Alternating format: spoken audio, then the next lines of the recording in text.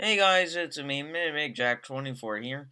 And as you may remember, last week on Monday I did not make a video, and just so happened to be on Friday, OverSimplified released the American Civil War, both Part 1 and Part 2, meaning that I get to give you one good video for replacement for Monday, or last Monday's, meaning that you guys are in for a treat. And since this is one of his longest videos ever, we gotta get started as soon as possible. Because we all know me and the trailers. Let me make sure you can hear it though. Made possible by NordVPN. Click the link down below to get 70% off an annual subscription, plus an additional month. All the copyright belongs to Oversimplified. I forgot to mention that. Also, stun your friends, turn heads, get compliments. Buy yourself some Oversimplified merch today, along with a very honest new character pin.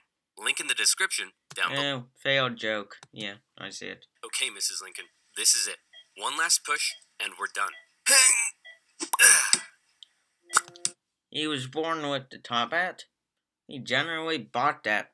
No matter where he went, he bought like a top hat. He was not born with one. If he was, then he's an alien. 9 months and 4 days ago, my father brought forth upon my mother himself, and gave to her a child, conceived in a shack in Kentucky, and dedicated to the proposition that I will drink num-nums from a bottle and do little poo-poos in my pantses for the next 2 to 3 years. Now what is it babies do again? Oh no, I remember what babies do.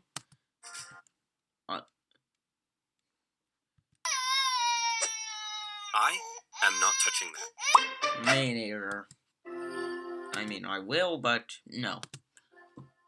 Yeah, the reason why I muted it is because I hate the sound of babies crying. Abraham Lincoln grew up with his relatively poor family in Kentucky, eventually moving to Tons Indiana. of fried chicken. And finally, Illinois. He read a lot of books, worked a lot of jobs, wrote some questionable poetry, and finally entered the law profession. Despite being self-taught, he turned out to be a pretty clever and astute lawyer. In one case, a guy claimed he witnessed a murder at night, and Lincoln was like, "How could you have seen anything in the dark? There was a bright full moon." I've actually read about this. Wait, why is there Batman in the background? Wait a minute. Is that Judge Batman? Oh my goodness, Batman figure out time travel. A what? A bright full moon. Can you say that again, please? There was a bright full moon. A dim half moon? No, a bright full moon. That's funny, because according to this almanac, there was a dim half moon that night, which makes you a liar. Well, I got a bright full moon for y'all right here. Yeah, sorry that you had to hear that pause. I mean, he's not wrong. That is one full moon, but not the right one. What I call a rebuttal. Lincoln and his cheekbones weren't only interested in law, however. He also dabbled in the world of politics, serving as a legislator. Oh no, during that time, politics was a nightmare. Both local and national assemblies, and what a time it was. Not even 100 years after the Founding Fathers wrote all men are created equal, politicians were already asking, yeah, but what does that mean exactly? It means all men. Yeah, but what does that mean exactly? And not... It means all men, all women, no matter your race, religion, skin color, what, it means you're all created equally. And yes, that does include gender. That. States' rights versus the federal government. What are the executive powers of the president? Is cereal a soup? The Founding Fathers left The direct answer to that one is no. So you need to eat up something edible in order for it to be known. You need to heat up soup in a bowl in order for it to become a thing. These questions, perhaps a little too open to interpretation. And the biggest question of them all was slavery, an ugly mark on what should have been a revolutionary new nation based on liberty and democracy. Thomas Jefferson had written a condemnation of slavery in the Declaration of Independence, but out of fear of losing Southern states' support, it was removed. Hey guys, do you think leaving this a little vague will create any unforeseen problems in the future? Cannonball! And those unforeseen problems were Yeah, now... those were pretty bad problems. Yeah, slavery is something that the United States sort of wants to forget about. Yeah, we just didn't learn from our father England. Well, father England did create the United States, so yeah. to rear their ugly heads. Ah, As the nation... he's not wrong. That is ugly. The North and the South developed along two very different lines, and two very different cultural identities emerged. Northern cities began rapidly industrializing, while the southern climate allowed for large plantations of labor-intensive crops. As a result, one half of the country didn't rely on slaves, while the other half had become economically dependent on them. In 1793, Eli Whitney's cotton gin caused the slave trade in the South to explode, while in the North, a growing abolitionist movement was taking root. A general mistrust began to develop between the North and the South, as North... It sort of worked out like they wanted to both be equal and not outmaneuver each other. OverSimplified's going to explain more on this later, but it's sort of going to be more of who's going to backstab who first. felt the South were hell-bent on expanding slavery, and fear spread throughout the South that the North wanted to take their slaves away. In 1819, there were 11 free states and 11 slave states. A perfect balance. A happy medium. A harmonious relationship. Hey guys, nice to meet you. I'm Missouri, and I would like to become the 23rd state. Hey buddy. Oh no, that ain't good. Welcome to the nation. We'll be happy to accept you as a free state. Oh no, you don't? You're trying to get one over on us. Missouri's gonna be a slave state. Okay, listen, why don't we just ask Missouri what it wants to be, and we slave state... Never do that. Never ask. In fact, only divide and conquer. Aren't you Americans? You should know that divide and conquer is our solution to almost anything. Well, not really for war, but that's mainly how we got our land. Well, then, allow me to introduce to you the newest, freshest state on the scene. Maine. Hey, you can't do that, and you can't have any more slave states above this line. What? The issue of slavery is solved, and it will never come up again. Well, for the time being, it's solved, but the actual issue of slavery is not solved. It's not solved. I mean, don't forget, people were actually both physically and mentally broken.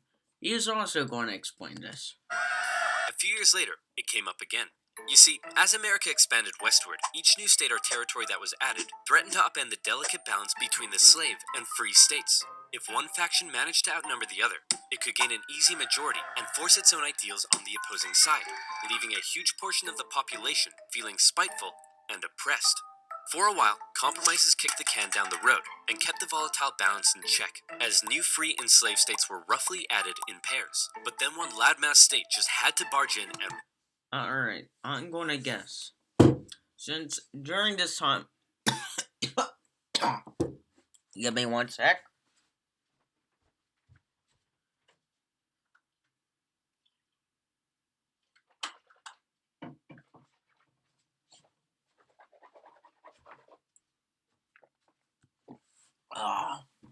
Just need some water. If I remember when Mexico was that big, I'm pretty sure I know which state is next. And it ain't one of our proudest states, but also one of the craziest.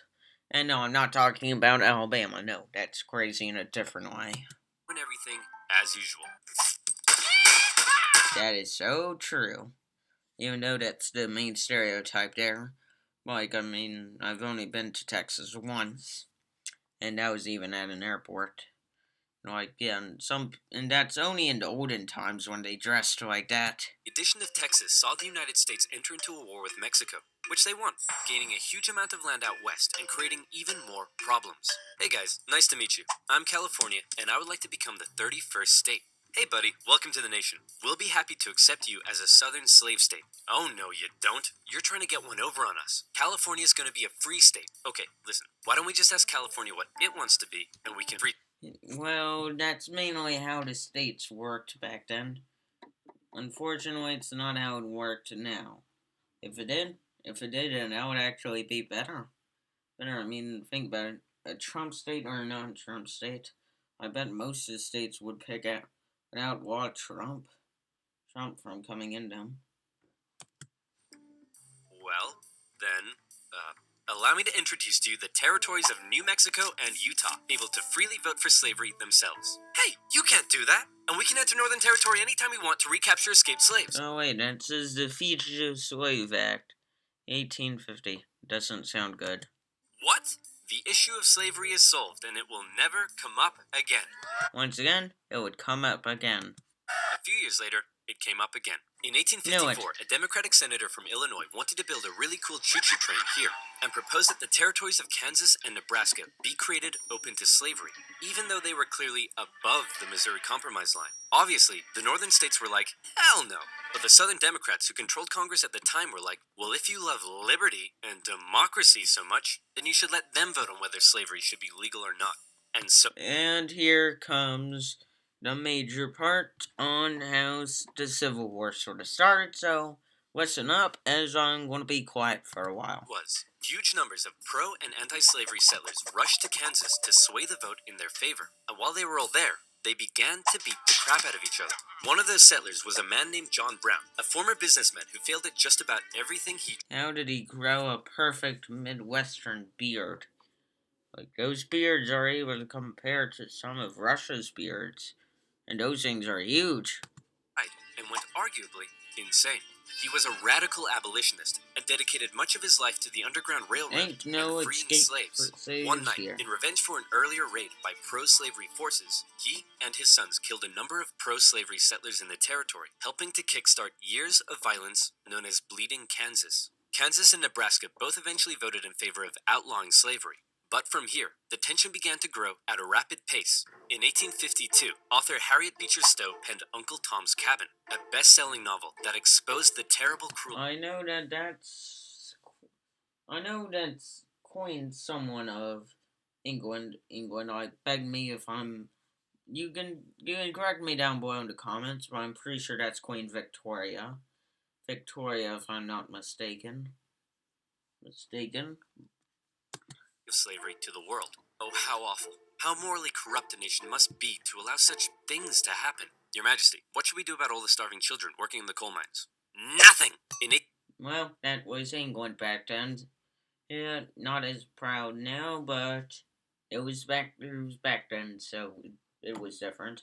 Now, time to meet my arch nemesis in politics. But for the time being, when it was created, let it explain for itself. 54, the Republican Party was formed, and Abraham Lincoln emerged as a leading figure. Southern Democrats viewed the new Republican Party with mistrust, believing it to be radical and abolitionist. That's not gonna be true, because that's literally going to be your next party for the next 100 years, and in most southern states are actually now, because back then they didn't allow voting for it. 1856, a politician named Charles Sumner gave a speech in Congress, calling out slave-owning Democrats with fiery language. If slavery was a woman, she'd be an ugly one, and the senator from South Carolina would like to boink her. Alright, somehow he's not wrong, and that is a very offensive joke, but once again, not wrong. Representative Brooks, do you have a rebuttal? Oh, I have a rebuttal, all right. Yeah, here's a rebuttal for you. Oh, come on. Surely this isn't allowed. I don't know. I'll have to consult the rulebook. I can't find anything about caning a political opponent, but that ain't good. Dear, I'm not allowed to wear women's underwear. Uh-oh. What, did OverSimplified just reveal a secret about himself? Or did he reveal one of the judge's secrets? News of the violence on the Senate floor took the nation by storm. Southern slave owners sent Representative Brooks new canes to replace his now broken one. And on the floors of Congress, politicians carried weapons in self-defense, which is never a good sign. In 1857, the Supreme Court ruled in the Dred Scott case that all people of Africa... I'm sorry, I hate to interrupt this, but someone just called me. I'll have to get back to them later.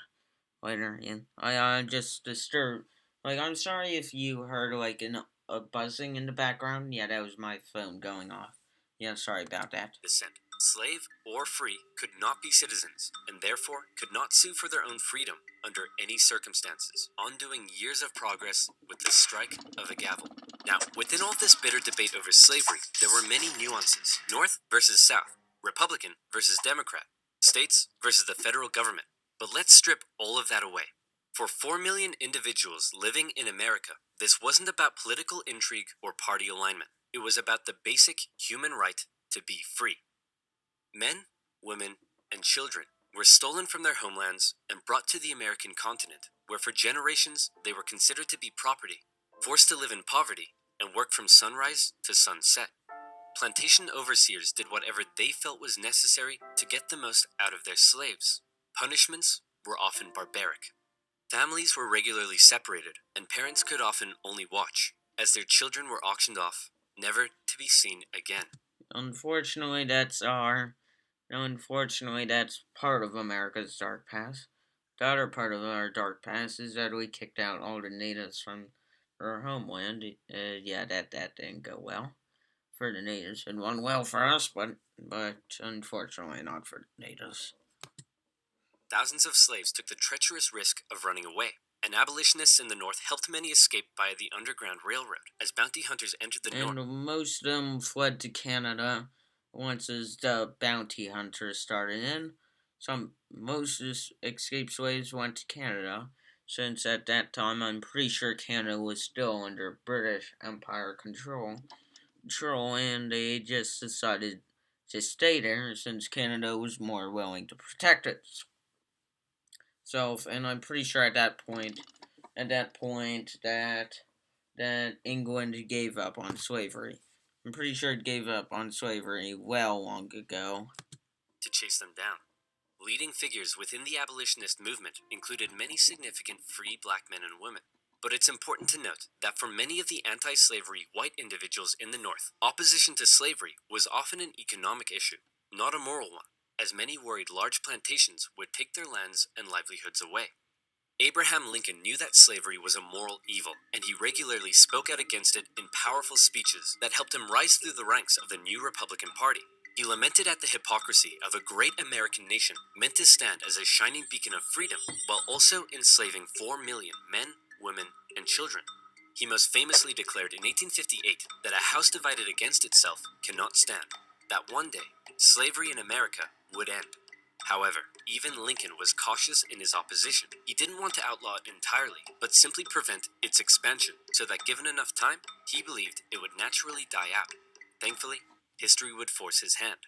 Well, if history didn't force his hand, he wouldn't be wrong. If the Civil War never happened in the South and North, they would have gotten along perfectly, but the Zemer Telegraph might have been different. It wouldn't have definitely not been to Mexico. It would have been down to the southern U.S., which at that point would have moved out slavery out from the plantation fields and into factories. So it'll be a lot harder, harder, but it is that. October 1859, one abolitionist decided he'd try to single-handedly take down slavery by force.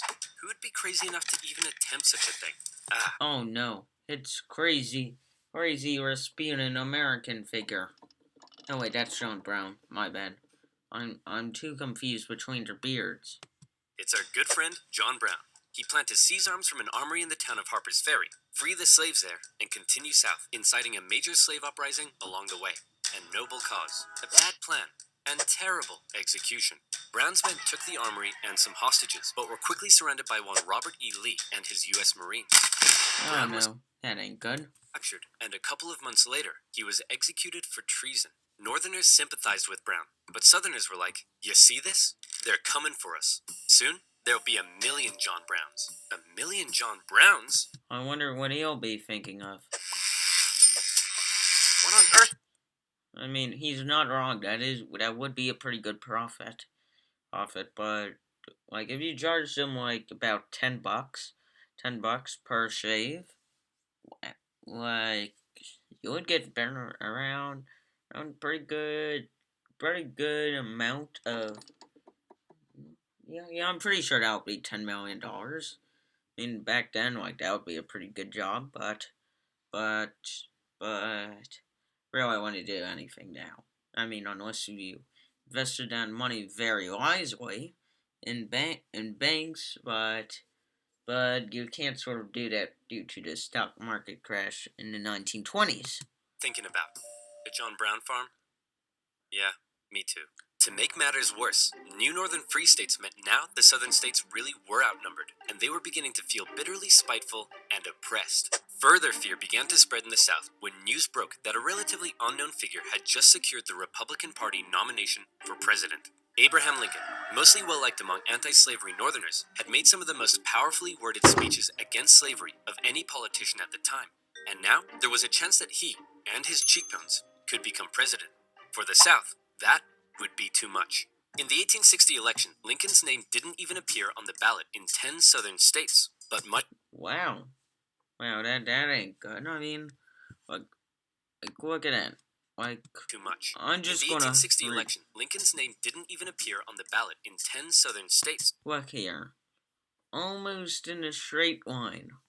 You go from Texas, anything below this line, Missouri, or besides this part of Missouri, literally did not get Lincoln's name on it.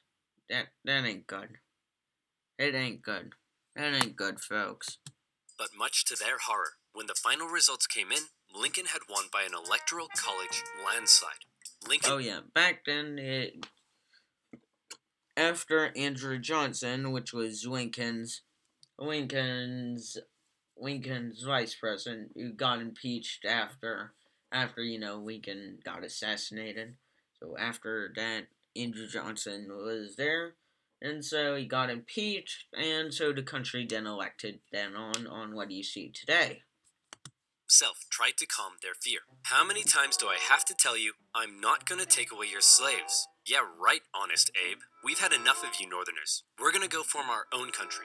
You can't do that. Why not? Well, if you had won the election, would it be okay for us to leave? Of course not. Well, why not? Because that's not how victim mentality works. They're not wrong. States felt that when they joined the Union, they always withheld the right to leave it whenever they pleased. Many people living in 19th century America often felt more loyalty to their state than to the nation. And now, with the South feeling like it had lost its voice in the federal government, they were out of here. South Carolina was the first to go, and over a period of 6 months, one by one, 11 slave states officially seceded from the Union, with just 4 contested border states opting to remain. The seceding states issued a number of official documents justifying their secession. South Carolina proclaimed that it was northern states' hostility. I'm gonna quickly read this. An increasing hostility on the part of non-slave holding states of the general institution of slavery has led to the discard of their objections. Obligations, and the law on the law of general government has ceased to affect the objects and constitution. Yeah, sorry, I'm once again still stuck with Slavery eyes. that rendered the federal government illegitimate. Mississippi declared that their position was thoroughly identified with the institution of slavery, and in a speech, the Confederate vice president stated that the new Confederate government rested upon what he called the great truth of racial inequality. Revered American generals, such as Robert E. Lee, opted to side with their states over the Union. And with all the chaos, one New York lawyer wrote that rather than a bald eagle, America's national bird should be a debilitated chicken. And hey, they're not gonna be wrong about that. I mean, America kind of fat, but in a good way. In a good way. I'm all against communism, as all of you know. No, and as we do know, is that no, Americans are not chickens. We can actually fight. Fight. Even the bald eagle represents us. We just find our prey. We fly, attack it, and then just leave it alone. It's what we did to the Germans, both world wars. It's what we did to Italians, Second World War. It's what we did. It's what we did with the Soviets economically, Cold War, and we also did go and we did also go and do that. We tried to do that to Vietnam, but due to unstable politics, and the country being torn in half, and due to the fact we didn't want a civil war, we literally had to pull out of Vietnam. So that's me on more than what if, and people make fun of the Americans for leaving, but in all general honesty, we defended the South Viet Cong, Vietnam. I mean, not the South Viet Cong. No, no. I honestly forgot what the South Vietnam was called. It's called. It's called. Yeah. It ain't good. I kind of like that. One man, watching the crisis unfold, knew it would be his job to solve it. Lincoln was just about to hop on a train and become the President of the United States of America. Hey man, you're hella ugly. Grow a beard or something to hide that face. Good idea. Only if it were that easy. If it was that easy, I would have had like a huge bushy mustache by now. I know. No, I would honestly love that. Still ugly. With assassination plots already underway, Lincoln had to travel to Washington, D.C. under heavy disguise and protection. All along the way, he received stacks of threatening letters. May the hand of the devil strike you down. You are destroying this country. Damn you, every breath you take. Love from Grandma? That is a very confusing letter from my grandma. Inauguration speech, Lincoln once again reiterated that no, I do not want to take away anyone's slaves. But for Lincoln, he did want to preserve the Union. He declared secession to be nothing but an illegitimate rebellion. In your hands and not in mine, he said, is the momentous issue of civil war. You can have no conflict without being yourselves the aggressors. We are not enemies, but friends. It was clear Lincoln was ready and willing to get freaky and open up a can of Scatman John if he had to. Whether he had the support of the people, however, was in question. In the end, it was the Confederates that fired the first shot. As they seceded, the Confederate States began seizing federal U.S. property throughout the South. Off the coast of Charleston, South Carolina, was one such federal property, Fort Sumter, held by a measly, undersupplied U.S. force. The Confederate militia there demanded the fort surrender, a request which was quickly denied, and any remaining hope for a peaceful solution to the secession crisis probably then died when the Confederates did this. The battle. And unfortunately, that's the official declaration on how the American Civil War started. Of Fort Sumter is considered to be the beginning of the American Civil War. Many of the Confederates there also considered it to be the end of the American Civil War. They hoped. Oh no, they don't. Don't get mad at me, Texas. The Texan syndrome, or we just firing at some stuff wouldn't means that they won. Well, it worked against Mexico, but not against Americans. Abe would just sigh and say, okay, you win. Unfortunately for them, Lincoln actually said, you're about to get a roundhouse to the face. Uh, he did not say that. He did not say that like that. 'Cause back then, there was no slang, so it would have been more like prepared to have your butt whooped or something. Like it would have been different, but uh, at the same time, like this is a good interpretation on what he would have had said. Lincoln sent out the call for Oh, I 75,000 know. Nice Lord of the Rings references. volunteers, and men signed up in droves, hopeful for some adventure and good old-fashioned F-U-N. In Oh no, that doesn't look good. new Confederate capital of Richmond, Virginia, Confederate President Jefferson Davis and his cheekbones had also sent out the call for 100,000 men. As ever, both sides hoped for a quick end to the war. Is it over yet? No, Jimmy, it's been 1 week. Is it over now? No! How about now? If you ask that one more time, I swear I will turn this army around and you'll all have to go back home to your wives and children. I thought that they would be disappointed. I mean, back then, like family was a nightmare back then. But in particular, the South knew the conflict would pose a bit of a challenge. How can we expect to win with a population of only 5 million against 22 million in the North? If you count us 4 million slaves, you'd have 9 million. Great idea. Hand these rifles out to old men. Wait a minute. That was right there, right there. That was a good trick. Not gonna be mad at you, but wow, good trick. You almost had me there. The problem for Lincoln was that many of his top generals were getting old and were being a bit too cautious. The commanding general was a man named Winfield Scott, a veteran of the Mexican-American War, and by now he was too fat to even mount a horse. Oh no, that ain't good. When you know a strong animal can't pick you up, that means you've lost it. Hey chaps, we need to come up with a plan. Hit me. We could wait for the Confederates to come and apologize. Maybe we should They're not gonna do that. sit in a circle and discuss our feelings. Crossing the Delaware into New Jersey worked for me. Wrong situation, Washington. We'll get to you later in the American Revolution. Those are all terrible ideas. And you, wrong video. Hey, I'm the greatest president in the history of this nation. Yep. Third greatest. We all know about your secrets that you did, George, that weren't good. You spent literally the revolution's military budget on your own birthday party and wines and food, when you literally forced some of your armies to commit atrocities. Don't I'll get more on that later. Later, the second greatest president, well, second greatest presidents, I would have to say, be either one of the Roosevelts. I mean, Theodore Roosevelt, good commander, good chief, just in office, wrong time.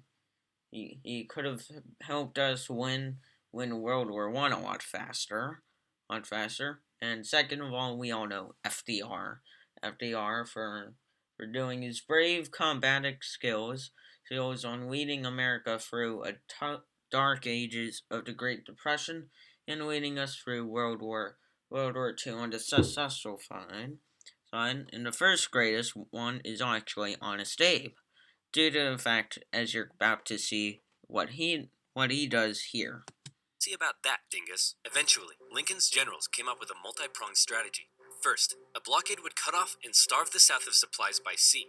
Secondly, taking control of the Great Mississippi River would sever the South's economic artery while splitting it in two. And Guess what happens? Foreshadowing. It actually happens. a main Union force in the East would move south and take the Confederate capital, ending the war. Bada boom, bada bing. Skirmishes began to break out across the nation, and the Union Army in the East began to move south towards Richmond. Everything seemed to be going well until they reached Manassas, where they came upon a large Confederate force. It's almost like they were waiting for us. How did they know? As it turned out, spies in D.C. had sent a coded message to the Confederates warning of the invasion. Did you use NordVPN?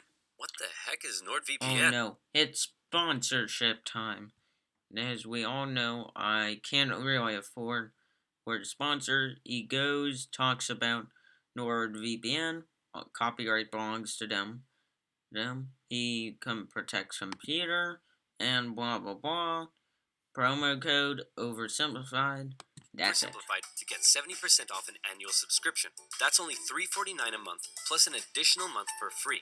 Again, that's nordvpn.com/oversimplified. And as always, you'll be supporting my channel. So thank you. Now where were we? Oh yeah, secession, Fat Man, and the Union invasion into Virginia. The two sides encountered each other at Manassas, and both geared up for the first major battle of the Civil War, the First Battle of Bull Run. The Confederates rapidly brought in support via rail, and the two sides were about equal in numbers. However, they were also 2,000 more men. Equally inexperienced. A large number of civilians also rode out by carriage from D.C. to picnic on the nearby. Let me just explain something. Back then, most people in like what you consider now the capital of the United States, like pretty much they really haven't seen war, and so at first like they thought that the war would be something as a short enjoyment. That's why you see them there, but in reality what they did not expect would be shells being fired at them, and literally shells being fired at the soldiers. Like, I mean, they did came there to see soldiers fight, but they didn't expect to see so many brutal comebacks. And watch the excitement unfold. Nobody seemed to quite understand No, Michael Bay does not need to see all those explosions.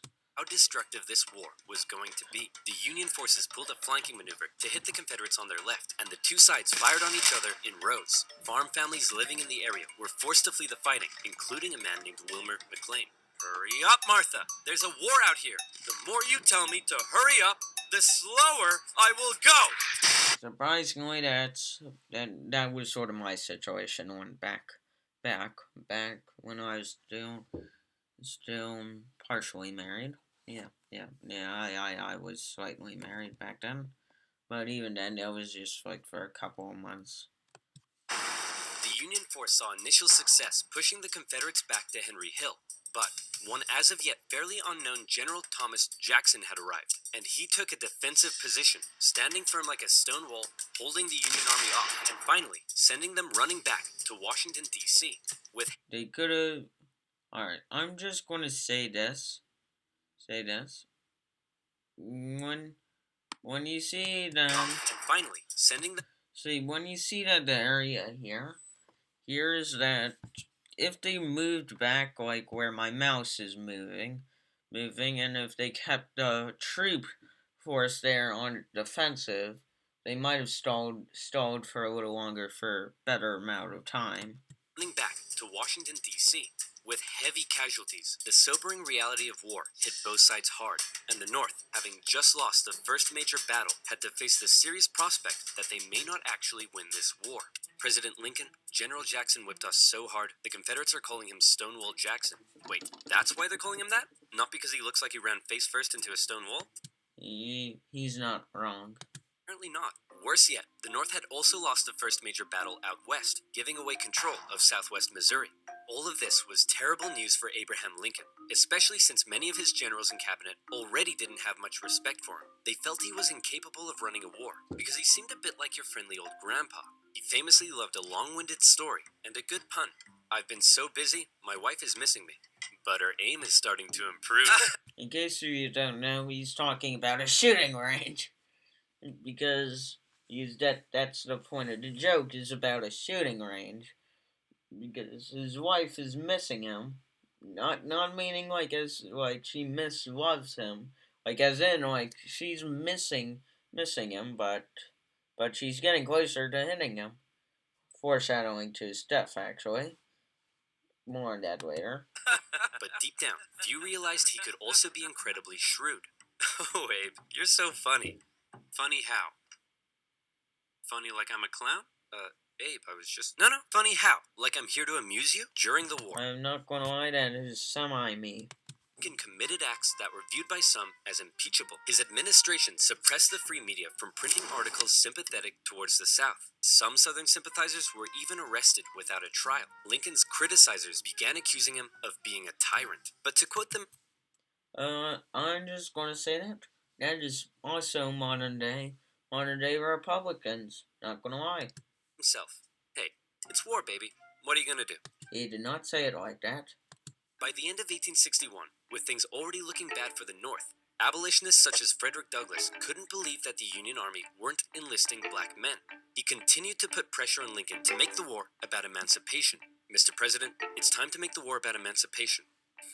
I don't want to ruffle any feathers. The feathers are already ruffled. But Lincoln, hanging on to hope for a quick end to the conflict, continued to fight only for the preservation of the Union. It was decided, however, that escaped slaves from the Confederacy could be held as enemy contraband, and many of these men were put to work bolstering the Union's infrastructure and supply lines. Hoping to get things moving, Lincoln made young General George McClellan the new commanding general, and McClellan began to train... no. This guy is not even the best general, as you're about to see in a few minutes. His men. He thought a lot of himself, however, and believed he was going to be the nation's great savior. And like many others, he didn't approve of the president's handling of the war. On one occasion, Lincoln went to McClellan's house to meet with him, but McClellan was late returning home. He kept the president waiting, and when he finally got there, he just straight up went to bed. Now that's what... Oh yeah, that is disrespectful. I mean, think about it. You have one of the most important people in your nation being at your house, house, you straight up walk past him, and you take one and you sweep like for a day before you realize that he's in your house. Called disrespectful. McClellan talked the talk, but could he walk the walk? Unfortunately, no. Like Lincoln's other generals, McClellan was maddeningly cautious. Hey man, could you move south and attack the enemy? What? Are you crazy? What if they have a big scary army down there? I know that I'm paranoid, but I know that if there's an enemy union, they're gonna have an army. An army. Like honestly, he's not wrong for doing the next couple of things, but he is right about this. Probably do. What? Oh my gosh! McClellan worried that he did not have the numbers he needed to fight effectively. What if they have like 10,000 men? Okay, no problem. We'll get you 20,000 men. Well, what if they have 30,000 men? I'll need 40. Okay, you can have 40. Well, what if they have 50? I'll need 60. To be fair, I will facepalm, but at that time, he's not wrong. He needs big numbers, and usually that ain't good. But think about it: if you have like a bigger nation with a higher population, might I remind you, 22 million to 5 million, you can easily turn the tide by using the larger numbers to, I don't know, make a siege around the capital, capture it while you're dividing and conquering by splitting the rest of the Union down in the middle from the Mississippi River, and due to the sea blockades from from the Union, pretty much it would be a starving point until the Confederacy would actually give up. Lincoln tried, but it was all in vain. McClellan would not make a move for the rest of the year. The North's one saving grace for now was a general out west fighting in Kentucky and Tennessee, General Ulysses S. Grant. Cool, collected, methodical, and a big fan of whiskey. Fun fact: he actually was not a drinker. He did drink every now and then, but even then, that's pretty much like only like a victory drink. Like that's not like saying like he would drink like on a daily basis. No, his reputation as a drinker, no, that just goes far out, and no. And yes, he did drink whiskey, but no, he was not a big fan of it. His chief of staff took it upon himself to keep Grant sober. One officer said that Grant habitually wore an expression as though he were determined to drive his head through a brick wall and was about to do it. And that determination led him to score a number of key victories when others around him were failing. At the Battle of Fort Donelson, Grant was like, "Why does Stonewall Jackson get a cool nickname and I don't? I want a cool nickname, sir." Your original middle name was Ulysses. Ulysses. You hated your first name, your actual real name, so you changed that to Ulysses, and then you gave yourself a nick. Then you gave yourself an S with a dot in the for your middle as a middle name, and foreshadowing he's our next president after Johnson. The Confederates say they're ready to surrender and want to know your terms. No terms, just unconditional surrender. Hey, Unconditional Surrender Grant. That's a pretty cool nickname, right? Guys? Right? Later in April 1862, the Confederates launched a sudden attack on Grant's army at Shiloh, but the determined, unconditional surrender Grant threw his lines at the rebels and sent them running. The battle resulted in the heaviest casualties in U.S. history so far, and despite his victory, Grant found himself under fire. You have to get rid of Grant. Why? Didn't he win? Yes, but he just threw his men at the enemy. That's the point of war. You throw your men at the enemy. Stalin did that, but even then, Stalin was more of a political genius. But let's face it, the politics in the Soviet Union at the time were mainly just like whoever was closest to Lenin. So that really did God well. But pretty much, he did throw any men and women that he had at the Nazis to keep them from it coming close. But even now, I'm just extending this by a long shot. I mean, Grant at least knew one thing on how to lead an army, which he actually did do very well, and he determined his soldiers to keep on fighting, so that way people actually would support him and not kick him out. Unfortunately, some of the other generals at that time didn't see his tactics good, even though Napoleon did a similar tactic, which would get back to in the Napoleonic Wars when OverSimplified shared it. Isn't that the point? Also, he's a loony drunk. Well, what does he like to drink? I believe whiskey, sir. Then send him more. Well, I mean, that's probably how he got the reputation of a drinker, but even then, that was mainly like a Nick mocking thing of him. Lincoln watched as his cabinet did nothing but bicker, and his generals did nothing. But then, worst of all, personal tragedy struck. Lincoln's young son, Willie, very much loved by the president, died of typhoid fever at the age of 11. Lincoln was a sensitive man and was heavily affected by the loss. His wife was inconsolable. But one of Lincoln's greatest traits, what made him such a great leader, was in the darkest of times, with composure and determination, he kept moving forward. He knew it was his responsibility to hold himself and his family together, and by doing so, he hoped to hold the nation together. And he had it. And that's pretty much on what made him a good leader in American eyes. That's why he's considered one of our greatest presidents. And fun fact, he's still the only tallest president ever, ranking in a shocking height of 6'4". Even modern day presidents aren't even that tall. I mean, the only one closest that was back like still in the early 1918 no, 20th century. I mean, and even that was mainly placed up online. With McClellan's inaction, Lincoln decided he was gonna take control. In March 1862, Lincoln firmly ordered McClellan to once again move south towards Richmond. McClellan insisted instead they move by sea to the Virginia Peninsula and attack Richmond from the southeast. Yes, said Lincoln. Okay, anything. Lincoln held on to some of McClellan's men to defend D.C. from a nearby Stonewall Jackson wreaking havoc in the Shenandoah Valley, and he sent McClellan south. McClellan landed on the peninsula, and he began to move inland. He came up against a small Confederate army that had dug in at Yorktown. McClellan vastly outnumbered the force, but it's said that Confederate General Magruder deceived McClellan by cleverly maneuvering his smaller force and making McClellan believe he faced a huge army. No, you have way more men than them. Move forward.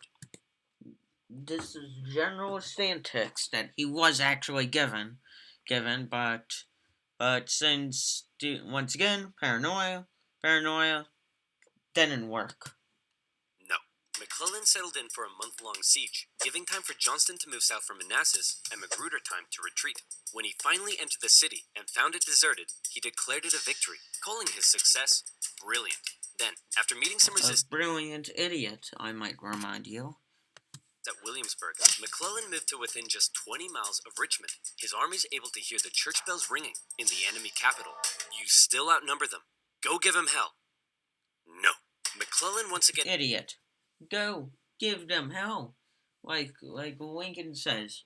Like, if you move slow and defensive way too often, your enemy's gonna attack you as if you're a prey that's just been stabbed so many times that you're essentially bleeding to death, and there's a pack of wolves surrounding you, and they're ready to outmaneuver you and kill you.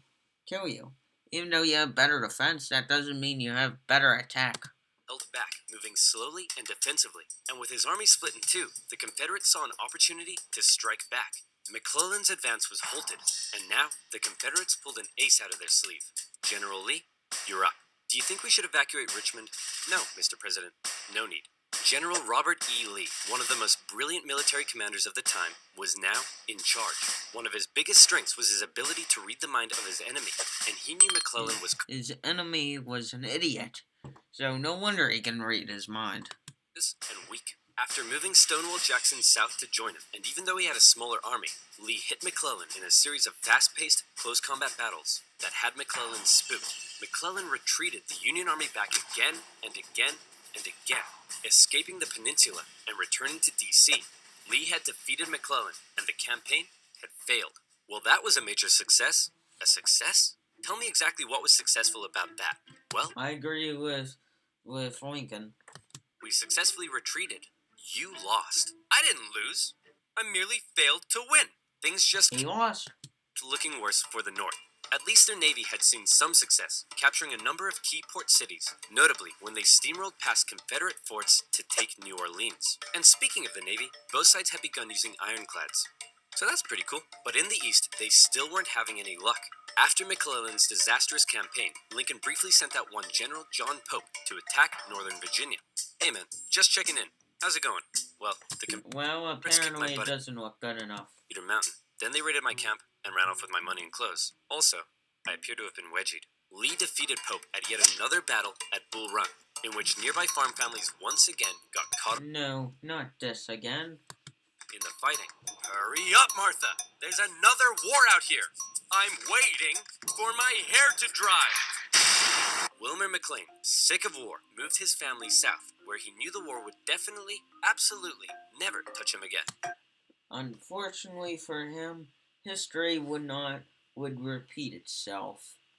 And yes, he will be. He will be important later on, just remember that. But Lincoln had yet another problem to contend with. European powers, in particular the UK, were looking increasingly like they may intervene diplomatically on the side of the Confederates.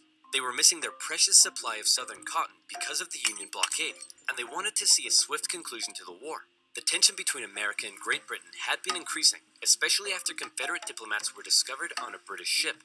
Now, after McClellan's failure to take Richmond, the UK declared it impossible for the North to win. Lincoln needed something to prevent Europe from getting involved, and after more petitioning from abolitionists... What was that? Alright, so... Oh wait, yeah, that is impossible. Oh yeah, I guess that's something that OverSimplified can't do. I can't upload a video every month. And now I can see why he's been busy. Probably spent 2 months doing this episode, then the 2 months for its sequel. UK declared it impossible for the North to win. Lincoln needed something to prevent Europe from getting involved, and after more petitioning from abolitionists, he decided maybe the time was finally right to make the war about ending the institution he hated, slavery. If the North had a noble cause to fight for, Europe would be less likely to intervene. But Lincoln and He's not wrong about that. Cabinet knew before they could declare something as radical as emancipation, they needed a victory, especially now that the Confederates were about to go on the attack. Aware that he had a limited number of men and supplies, Lee now hoped that if he could just threaten Washington, D.C. militarily, he would gain Europe's recognition and crush Northern morale in time for the midterm elections, forcing the North to negotiate. With confidence at an all-time high, for the first time, Robert E. Lee invaded the North. But on September 13th... Unfortunately for Lee, history would not see it that way. North finally had some luck. Oh boy, it's my lucky day! A cigar in a field. Hey, what's this wrapped around it? Oh my Who places a thing around a cigar? Like plans on a piece of paper around a cigar. Like, I mean, you're lucky that soldier just didn't like smoke that cigar. Like, that doesn't sound good, but I mean, it's good for the Union. It's not good for the Confederates. And who placed that there? That's the dumbest idea ever. gosh! That's right. The North had discovered General Lee's battle plans wrapped around some cigars, and in them, they saw that Lee had split up his forces. McClellan headed out from D.C., and the two sides met in the Battle of Antietam, a crucial battle that would decide the course of the war. It saw the most vicious fighting to date, and still remains the single bloodiest day in American history. Highest single day casualties, excluding national disaster, 9/11, D-Day, the bombing of Pearl Harbor. Yeah, he's not wrong. But, for once, the North came out victorious, and Lee was forced to retreat. He's on the run. Chase him down and finish him off. No. Idiot. You know what, old buddy, old pal? You're fired. Good, Lincoln. You finally realize now. Fire the guy who's an idiot. Had won their crucial victory. Lincoln breathed a huge sigh of relief, and with that win, he was prepared to take a huge step. On September 22nd, the Emancipation Proclamation was issued. In January, all slaves held in the Confederate States would be, as far as the U.S. government was concerned, officially free. Throughout the North, free black men and women rejoiced, knowing that if the North were to win, Their brothers and sisters would no longer be held in bondage. The proclamation also had the intended effect on Europe, who were not willing to oppose a pledge to end slavery. I mean, both Britain and France were known for doing stuff with slavery. I'm pretty sure at that point the German sub-states haven't formed yet, hence why you still see Belgium, Luxembourg, and the Netherlands together, while you see Germany is scattered apart. But since both the Britain and France at that time, and due to the downfall of the Spanish Empire, were still the two remaining empires left in the world. Well, besides the Russian Empire, that really wanted to. Well, the Russian Empire was still another empire that was left. What these European empires, like, they controlled everything that they saw, conquered. I mean, I'm pretty sure a few years earlier, Belgium committed some atrocities into Congo, which neither nation wants to remember, but anyways, you have to catch that for part 2. An outraged Confederacy knew that Lincoln had given the war a new meaning. It was no longer just about the preservation of the Union. Now, it was about creating a new Union, washed clean of its original sin. A Union without slavery. And part 2 will be reacted to at the end of this month. Anyways, if you guys enjoyed the video, and if you did, please leave a like and comment down below. And also remember, all the copyright does belong to OverSimplified. All the NordVPN sponsorships belongs to him. And also remember this: you can't always get a good civil war without a war to be caused. And yeah, anyways, goodbye.